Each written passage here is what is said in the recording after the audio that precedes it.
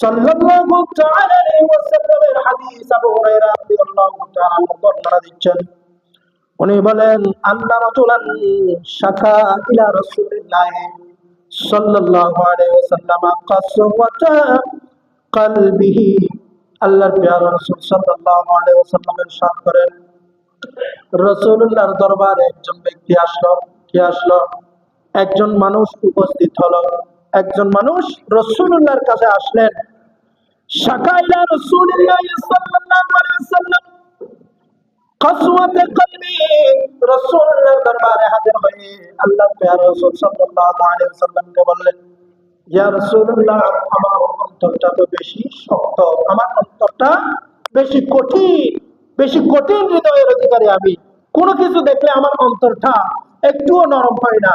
হ্যাঁ, আমার অনেক মানুষের অন্তর আছে একটু নরম স্বভাবের। কোনো এতিম মিসকিন ফকিরদের সাথে যখন দেখা হয়, ওদের করুণ কাহিনী শুনে মনটা গলে যায়, আসলে নাই?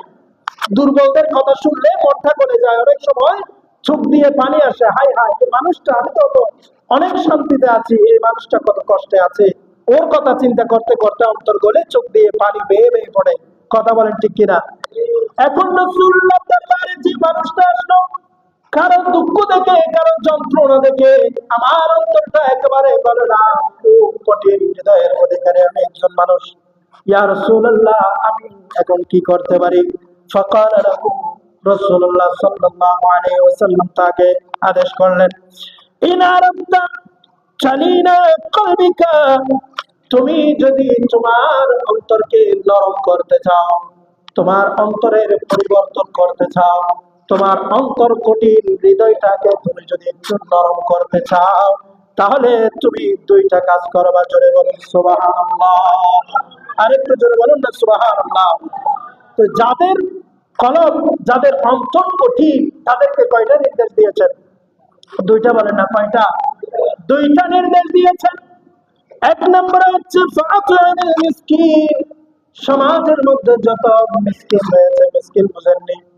যাদের কাছে একবেলা খাবার পর্যন্ত মজুদ নাই, একবেলা খাবারও মজুদ নাই, প্রত্যেক বেলা খাবারের জন্য মানুষের কাছে মুহতাজ হতে হয়। ওদের ঘরবাড়ি নাই, খাবার নাই, এমনকি একবেলা খাবারও যাদের মজুদ নাই, কোরআনের ভাষায়, হাদিসের ভাষায় তাদেরকে কি বলা হয়? মিসকিন। একটু কথা বলেন না, কি বলা হয়? মিসকিন। আল্লাহর প্রিয় রাসূল বলেন, ফাআতিল মিসকিন। আল্লাহর বান্দা, তুমি মিসকিনদেরকে বেশি বেশি খাবার খাওয়াবে। যদি বলুন সুবহানাল্লাহ। খাবার খাওয়ানোর দরকার আছে না নাই? আরেকটু জোরে বলে, দরকার আছে না?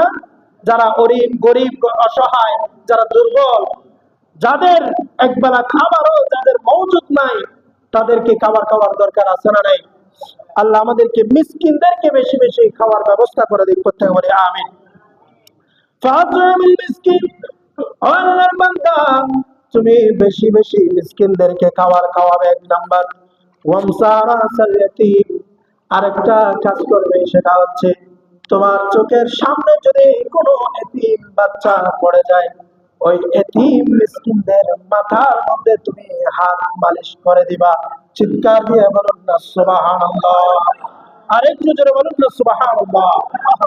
আল্লাহর প্রিয় রাসূল সাল্লাল্লাহু আলাইহি ওয়াসাল্লামের এই নির্দেশ যে পালন করবে, এতিমদের মাথায় যে হাত বুলিয়ে দিবে, হাত মালিশ করে দিবে, সান্ত্বনা দিবে, তাদের দুঃখে কষ্টে তাদের পাশে দাঁড়াবে, আল্লাহর প্রিয় রাসূল বললেন, ওই মানুষের অন্তর যত কঠিন হোক, যত হৃদয়টা যত কঠিন হোক না কেন, এই দুইটা কাজ যে করবে, তার অন্তরটা অটোমেটিক্যালি নরম করে দিবেন কে?